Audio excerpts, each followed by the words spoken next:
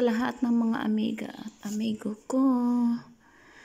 Naglilinis ako ng mga organizers things sa refrigerator, para sa refrigerator. General cleaning ko na yan. Last day ko na yan sa paglinis kasi pauwi na ako para pabukas. At may kapalit na ako, mga 1.5 months na siya dyan.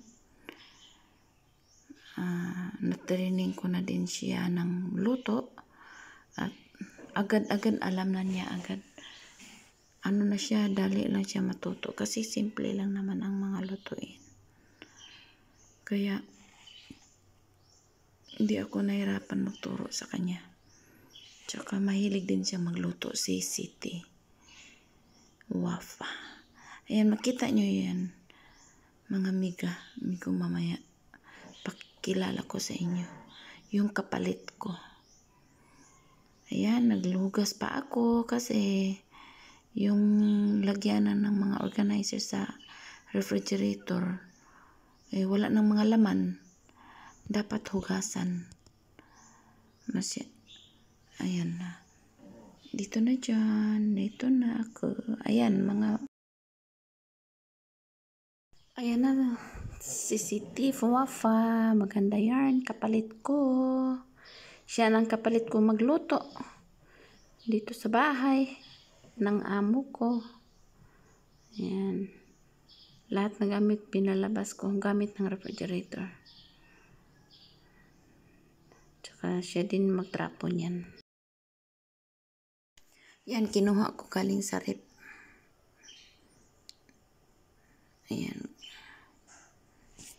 Masaya na ako na pauwi na, excited. Pauwi ng Pinas. Kaya kayo mga ka-OFW ko, mga kababayan, tiyaga lang talaga at pray lagi. At huwag magtamad-tamaran kung anong mga trabaho sa bahay. Huwag na intayin na utusan pa ng amo. Nang dito, kami nga, dyan ako, naglilinis lagi pero gusto pa ni ma'am na mayroon siyang makita na madumi. Kasi hindi naman tayo perfect. Tao lang tayo. Hindi maiwasan na mayroon maiwan kunti. Picturean niyan agad ni madam. At sabihin na mayroong madumi dito. Siyempre, katulong tayo, pagod. Minsan, may tupak tayo ng utak, ulo natin. Ay, napaka-arte ni ganon, ganito. Ang kunti lang yan. Ang dating trabahante dito, ang dumi-dumi ng kusina, hindi kinoreksyonan. Tapos, ako na dito, laging linis. Mayroong makitang kunti. Na yan, koreksyon agad. Ganyan ako. Kasi napansin ko kasi pag kararating ko lang sa bahay na yan, sa kusina. Diyan sa lababo na yan. Ang kulay ng mga korko, mga turmeric, nagdikit na talaga dyan sa sink. Orange talagang halos kalahati na. Ang lalim ng sink nila pero ang kulay ng sink orange, kaya nung bago pa ako, babad ko na bago ako natulog, binabad ko ng Clorox. Nung ako na yung na-assign dyan talaga. Kasi pagdating ko, mga about 1 month, nag-observe pa ako kung anong niluluto. Tapos hindi pa ako pinapatrabaho ni ma'am. Kasi nga, mag-observe anong niluluto, paano mag-serve. Ganun lang, madali lang naman siya sundin. Pero, yung mabaguhan ka ba? Kasi, saan na ako naamo, sa Lebanon, sa Kuwait. Pero, diretsuan lang ako na maglinis, basta kayo malinis. Kung magluto, akong amo, titingnan ko lang, walang training. Pero dyan sa Saudi, dito sa Saudi, Jeddah, ay nako, dinadala pa ako doon sa kabilang bahay sa nanay ng amo kong babae kasi may mga Pilipino din doon na tagaluto. Doon ako pinapapanood nila ako kung paano magluto. Pero yung mga Arabic food, kagaya ng kabsa, bukhari, biryani, masaa, mukba, ayan, alam ko na yan. Tsaka chicken mande, alam ko na yan paano magluto. Pero kung makalimutan ko yung mga ingredients na iba, tinitingnan ko lang sa YouTube guys, tutorial. Manood ako doon, i-search ko lang yung title ng recipe, makita mo agad kung paano siya iluto. Kung makalimutan ko, pero nung nakita ko na, maalala ko na, nabalik ko na ang lahat kung alaala galing sa Lebanon, Kuwait na niluluto. Kasi ilang taon na ako nag-standby sa Pilipinas, kaya di naman lahat na bagay na ma-memorize mo. Kaya yun, buti na lang nagpasalamat ako may YouTube na panood mo ba. Kaya yun, pero iba din si ma'am, pag magluto yan si ma'am, magpaluto yan siya, pasahan kanya ng video para malalaman mo kung anong iluluto. At least may guide siya, kaya madali lang siya matuto. Hindi na kailangan nga i-training kasi makita naman niya. Pero mas maganda kasi yung demonstration na makita ng kasama ko. Iyan siya, si Tiwafa. May alam din yan sa luto kasi natapos niya yung school niya pagluluto. Pero sabi niya, hindi naman lahat ang niluluto dito sa Saudi, dyan sa Arab country na niluluto niya. Kaya sabi ko sa kanya, madali lang naman kasi si ma'am, pag magpaluto yan, pasahan ka ng video. Doon ka na lang manonood kung paano ginawa. Tapos kung may sarili kang diskarte para mas madali sa'yo, kung saan ka komportable, kasi iba-iba kasi ang diskarte, technique sa pagluto. Isipin mo na lang nga importante maluto yung karning manok o karning baka at saka yung timpla, syempre. Pero hindi sila mahilig sa bawang tsaka sibuyas, kaya madali lang magluto kasi wala ka nang hiwain na mga sibuyas at bawang. Diretsuan na, mga tumitupis lang yung mga nila, mga cinnamon, kurkum, paminta powder, mga paprika hot, paprika not hot, mga cumin, cinnamon, mga ganyan lang ang mga nila. Tapos may mga pangkulay na saffron. Yan, mas simple lang talaga. Kung may experience ka na lang sa pagluto, madali na lang sa'yo.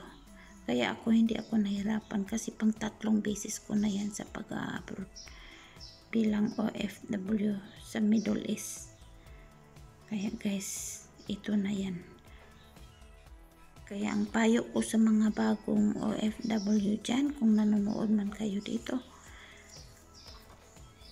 kailangan talaga malinis ang area natin habang nagluluto. Ako guys, minsan mag hand gloves, minsan hindi. Lalo na pag wala ng hand gloves, pag hindi na makabili. Kaya, yun. Kaya kamay minsan ako. Basta malinis lang ang kamay guys. Laging putol, maiksi yung kuko ko. Kaya, yan. Sa bagay naman, pag matagal ka na sa amo mo, masanay ka na lang sa pagluluto. Ako manunood pa rin ako kahit alam ko na. Minsan, tingnan ko kung ano yung ingredients kasi halos magkapareho lang kasi yung kabsa, tsaka bukhari, chicken mandi kasi yung mga ingredients ba, pabalik-balik lang naman yan. Pareho lang, iba lang ang style sa pagluto. Pero para sa akin, ganun pa rin ang timplada, parang ganun pa rin.